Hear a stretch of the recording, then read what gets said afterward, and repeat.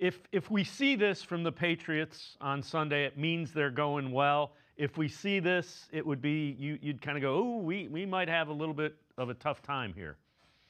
Yeah, yeah. This is a team that I think has done very well, at least for the last three quarters of games, playing really good complementary football, and I'm including special teams in that group as well. They've done a good job in setting each other up. Again, the defense in the early going has been a little bit ragged, but they've been able to tighten things up over the last three quarters.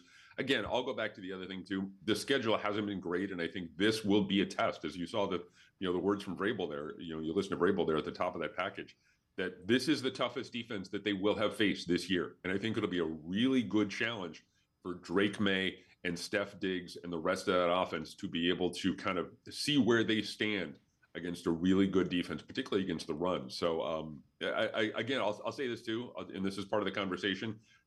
The Patriots are entering a really difficult stretch that includes a November 9th game against Tampa Bay, where they're going to play 3 games in 11 days.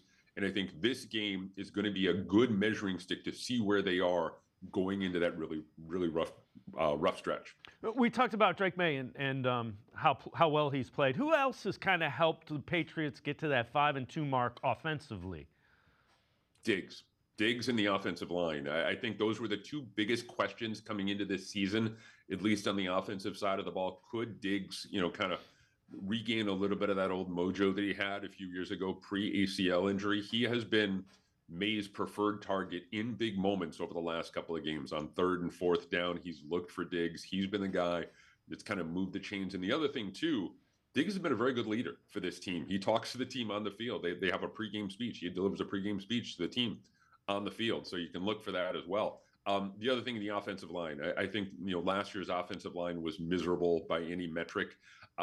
They went out, they spent the number 4 pick on Will Campbell. There were some questions about his arm length, but through the first 7 games, I think he's done very, very well. He knows he's going to have his hands full this week with Myles Garrett, but the rest of that group, they're relatively confident going into this game. Morgan Moses, like we said before, at right tackle, Michael Wenyu at right guard, Garrett Bradbury, a new face at center, taking over for David Andrews.